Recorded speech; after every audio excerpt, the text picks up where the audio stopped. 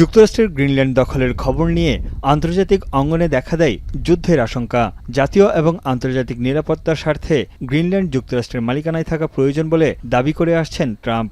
বিশ্বের বৃহত্তম দ্বীপটিকে বড় ও সুন্দর এক টুকরো বরফ হিসেবে অভিহিত করে ট্রাম্প বলেন, লিজ বা চুক্তির মাধ্যমে এই ভূখণ্ডকে রক্ষা করা সম্ভব নয়।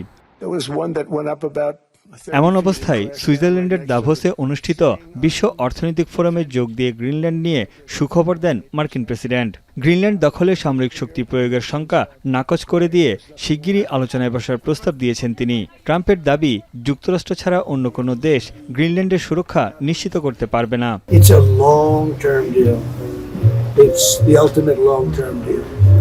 And I think it puts everybody in a really good position, especially as it pertains to security and minerals and everything else.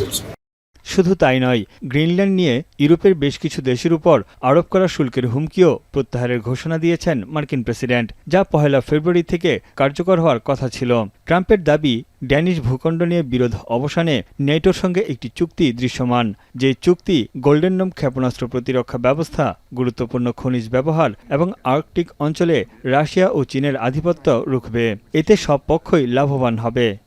ট্রাম্পের এমন বক্তব্যের পরও গ্রিনল্যান্ডে মার্কিন আগ্রাসনের বিষয়ে শঙ্কা কাটেনি ইউরোপের। এক যৌথ সংবাদ সম্মেলনে যুক্তরাজ্য ও ডেনমার্কের প্রতিরক্ষা মন্ত্রীরা বলেন, গ্রিনল্যান্ডের প্রতি নেটোর দৃষ্টিভঙ্গি ইতিবাচক এবং মিত্রদের আরও বেশি সামরিক উপস্থিতি বাড়ানো উচিত। এদিকে গ্রিনল্যান্ড দখলে ট্রাম্পের বল প্রয়োগের সিদ্ধান্ত থেকে সরে আসাকে ইতিবাচক বলে স্বাগত জানিয়েছেন ড্যানিশ পররাষ্ট্রমন্ত্রী।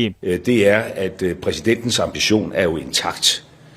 Det er selvfølgelig isoleret positivt, at der bliver sagt, at vi kommer ikke til at bruge militær magt. Det skal man selvfølgelig tage ned.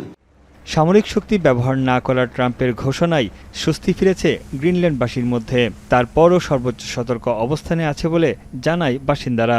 It doesn't feel like everything is over just because a statement like that is out.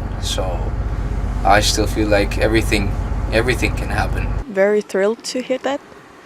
First of all, because he has been saying a lot of stuff about taking Greenland with force, like he'll do it the hard way. এদিকে Greenland ভূখণ্ডটির দাম 20 থেকে 25 কোটি dollar নির্ধারণ করেছেন রুশ president Vladimir Putin. 1867 সালে যুক্তরাষ্ট্রের কাছে আলাস্কা বিক্রির অর্থ তুলনা করে এই দাম নির্ধারণ করেন তিনি। দুই দেশের মধ্যে ভূখণ্ড কেনাবেচার অভিজ্ঞতা আছে বলে মন্তব্য করেন পুতিন। এর আগে 1917 সালে $2.5 কোটি ভার্জিন দ্বীপপুঞ্জ যুক্তরাষ্ট্রের কাছে বিক্রি করে ডেনমার্ক। তানভীর জনি, এখন বিশ্ব। 72 ঘন্টা ময়েশ্চার লক সমৃদ্ধ লিলি বডি ওয়াশ, শিয়া বাটারের গুডনেস স্কিন রিপেয়ার করে রাখে সফট ও গ্লোয়িং।